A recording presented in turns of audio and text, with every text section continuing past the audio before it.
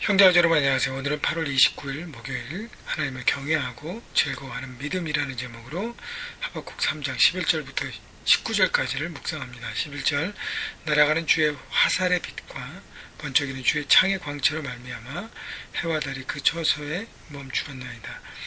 자, 날아가는 주의 화살의 빛이란 또 번쩍이는 주의 창의 광채라는 것은 하나님의 정말 빛을 만드시고 세상을 창조하시고 주관하신 하나님의 그 모습이 자연계, 해와 달, 그 모든 것들도 이렇게 멈추게 하는 놀라운 파워가 있음을 얘기하고 있습니다.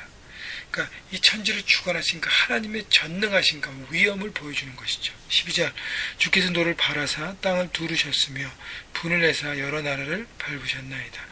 하나님이 열방을 통치하시고 다스리시고 주관하심을 보게 되는 것이죠. 13절 주께서 주의 백성을 구원하시려고 기름 부음 받은 자를 구원하시려고 나오사 악인의 집에 머리를 치시며 그 기초를 바닥까지 드러내셨나이다.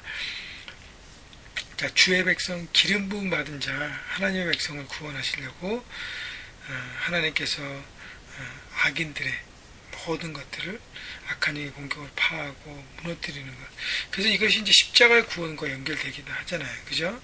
그래서 하나님의 백성들을 구원하시기 위해서 하나님이 십자가로 악인의 머리를 치시고 무덤에서 승리하셔서 구원의 길을 내셨습니다.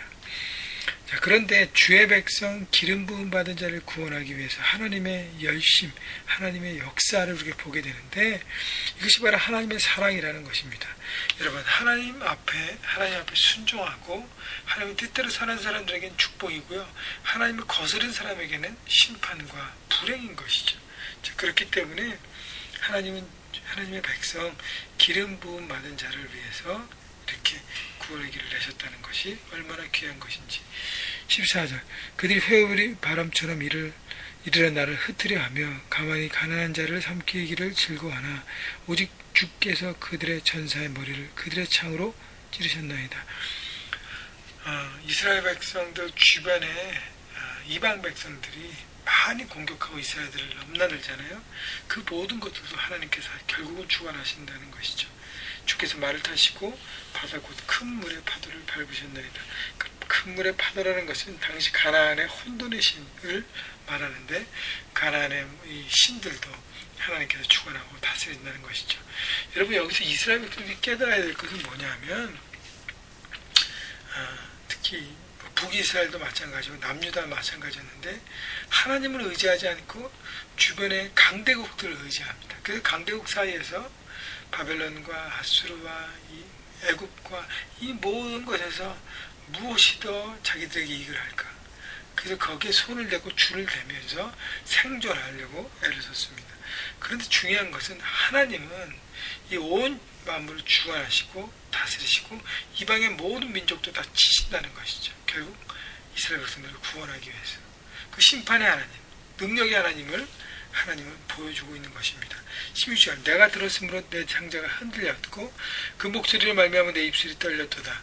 무리가 우리를 치러 올라오는 환난 날을 내가 기다림으로 썩이는 것이 내 뼈에 들어왔으며 내 몸은 처소에서 떨리는도다. 내가 들었으므로. 자, 하박국 선지자가 하나님의 심판의 메시지를 들었잖아요. 그래서 정말 두려워하고 그리고 막 떨고 있다는 것을 얘기합니다. 왜냐하면 하나님께서 유다 백성들의 고집과 완고함을 지식해서 바벨론이라는 심판의 도구를 쓰십니다. 그래서 바벨론이 침략해서 짓밟는 것이죠. 이 모든 하나님의 심판의 계획들을 듣고 하박국 선지자는 두렵고 떨릴 수밖에 없습니다. 심판자이신 하나님을 우리가 생각하지 않으면 우리는 이 세상에서 내 멋대로 막 살 수 있습니다. 그렇기 때문에 우리는 심판자 하나님을 생각하고 기억하고 바라봐 인식해야 이 땅에서 내가 어떻게 살아갈지 삶의 모든 부분들을 결정할 수 있는 것입니다. 17절 비록 무화과 나무가 무성하지 못하며 포도나무에 열매가 없으며 감람나무에 소출이 없으며 밭에 먹을 것이 없으며 우리의 양이 없으며 외양간에 소가 없을지라도 바벨론 심판으로 인해서 내가 그동안 애쓰고 바랬던 모든 내 비즈니스와 내 재산과 내 모든 것들이 프로퍼티가 다 없어질지라도 18절 나는 여호와로 말미암아 즐거워하며 나의 구원의 하나님으로 말미암아 기뻐하리로다. 여러분, 남유다 백성들이 결국은 하나님을 버린 등진 이유는 물질주의에 빠져서 그런 세상의 원리로 살아가겠다는 것이, 그래서 우상에 절하고 더 많은 것들을 취하면서 그것을 누리고 살려고 했던 것이죠. 그러나 하나님은 이스라엘 백성들의 그 등돌린 마음으로 돌이키고 새롭게 하기 위해서 심판대의 도구로 바벨론을 쓰셔서 그들의 모든 소유를 파하십니다.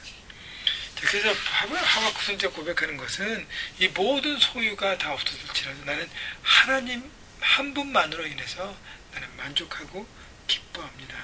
주님 한 분만으로 나는 만족해 라고 찬양하고 고백하는 것과 같은 의미인 것입니다. 19절 주여는 나의 힘이시라 나의 발을 사슴과 같게 하사 나를 나의 높은 곳으로 다니게 하시리로다. 이 노래는 지휘하는 사람을 위한 내 수금에 맞춘 것이니라. 결국 제가 3장 초반부도 얘기했지만 이게 곡조에 있는 기도였다는 거예요. 주 여호와는 나의 힘이시라 내 발을 사슴과 같게 하사. 사슴과 같게 한다는 것은 사슴의 발이 얼마나 가볍고 경쾌합니까? 그렇게 기뻐 뛰는 삶이 된다는 것이죠. 누구 때문에요? 바로 하나님 때문에. 여러분, 삶 현장에서 여러분이 만나는 여러 가지 어려움들, 인생의 고난들, 또 하나님보다는 물질에 붙들려서 거기에 묶여있는 삶 통해서 좌절되고 절망되는 모든 부분들, 여러분 하나님으로 인해서 여러분 만족하는 삶을 산다고 여러분 고백하시면서 하나님을 여러분의 삶을 힘으로 의지할 때 여러분이 하박국 선지자의 고백처럼 여러분의 발이 사슴의 발처럼 가벼울 것입니다. 여러분 무거운 짐을 주님께 맡기고 의지하고 주님만을 바라보고 삶 현장에서 오늘도 가볍게 달려가셔서 평강을 누리시고 승리하신 여러분 모두가 되기를 주님의 이름으로 축복합니다.